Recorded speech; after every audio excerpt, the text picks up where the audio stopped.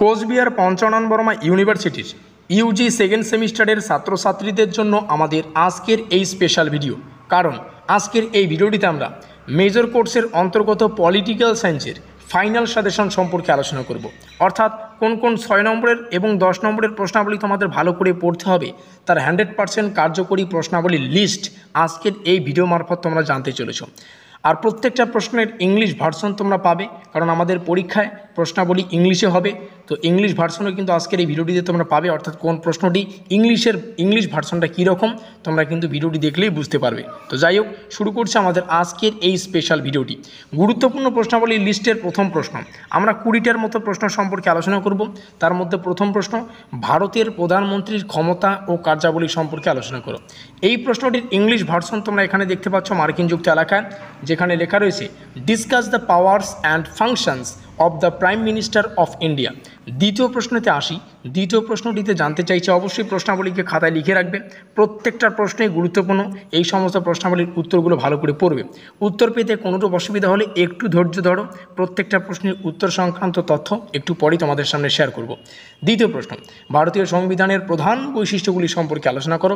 এই প্রশ্নটির English version হচ্ছে এরকম, discuss the সেলিয়েন্ট features of the Indian constitution.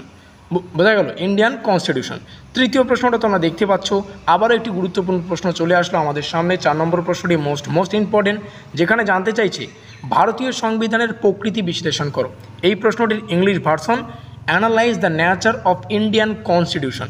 পরবর্তী প্রশ্ন 5 নম্বর প্রশ্ন। প্রশ্নটিতে জানতে চাইছে ভারতীয় সংবিধানের প্রস্তাবনার তাৎপর্য বিশ্লেষণ করো, যার অর্থ হচ্ছে analyse the signification of the preamble of the Indian constitution. এই 5টা প্রশ্ন তোমাদের সামনে শেয়ার করলাম। এখন একটু আলোচনা করা যাক আমাদের পেইড নোট সম্পর্কে। দেখো, এই মুহূর্তে দাঁড়িয়ে এই বিষয়টা তোমাদের ভালো করে বুঝতে হবে, ঠিক আছে? তোমাদের হাসি, কান্না, ইমোশন এগুলিকে সাইডে রেখে এই বিষয়টা একটু ভালো করে বুঝো। দেখো, এই মুহূর্তে দাঁড়িয়ে তোমাদের মধ্যে এরকম অনেক ছাত্রছাত্রী রয়েছে যারা কিনা পুরো সেমিস্টার জুড়ে প্রচুর পরিশ্রম করেছো, ভালো করে পড়াশোনা করেছো, এবং এখন তোমাদের মাথায় একটাই প্রশ্ন যে কিভাবে এই সেমিস্টারে ভালো নম্বর পাওয়া যায়। দেখো, প্রত্যেকটা তথ্য তোমরা জানতে পারবে। ভালো নম্বর পাওয়ার জন্য পরীক্ষায় কিন্তু কমন পেতে হবে। শুধু কমন পেলেই যে ভালো নম্বর পাওয়া যায় তা নয়, কমন পেয়ে পরীক্ষার নির্ধারিত সময়ের আগে প্রশ্নাবলীর উত্তর সঠিকভাবে উপস্থাপন করলেই কিন্তু সম্পূর্ণ মার্কস বা ভালো নম্বর পাওয়া যায়। তো কমনযোগ্য প্রশ্নাবলী আমরা কি করেছি, আমরা আমাদের পেইড নোটসের আওতায় গুরুত্বপূর্ণ কমনযোগ্য 6 নম্বরের এবং 10 নম্বরের প্রশ্ন এবং উত্তরগুলিকে রেখেছি, যাতে করে তোমরা পরীক্ষায় কমনও পেতে পারো, প্রশ্নাবলীর উত্তর পেতে তোমাদের কোনো অসুবিধাও না হয়। বোঝা গেল? তো তোমরা আমাদের পেইড নোটস নিতে পারো। আবার এই মুহূর্তে দাঁড়িয়ে অন্যদিকে এরকম অনেক ছাত্রছাত্রী রয়েছে যারা কিনা পুরো সেমিস্টার জুড়ে ভালো করে পড়াশোনা করতে পারোনি কোনো কারণবশত। ভালো করে বুঝবে, কোনো কারণবশত পুরো সেমিস্টার জুড়ে সেরকমভাবে পড়াশোনা করতে পারোনি। এখন তোমাদের মাথায় প্রশ্ন দাঁড়িয়েছে যে কিভাবে সেমিস্টারটা পাস করা যায়, ঠিক আছে? কারণ ফেল করলে অনেক সমস্যা হয়, পরবর্তীতে এই সাবজেক্টগুলির পরীক্ষা দেওয়ার সময় এক্সট্রা করে সাবজেক্টটা পড়তে হবে, এক্সট্রা করে এই সাবজেক্টের এক্সাম ফিস দিতে হবে, অনেক কিন্তু প্রবলেম দাঁড়ায়। তো যাই হোক, সেটা তোমরা সবাই জানো। তো তোমাদের মাথায় এরকম প্রশ্ন দাঁড়িয়েছে যে কিভাবে আমরা এই সেমিস্টারটা পাস করতে পারবো।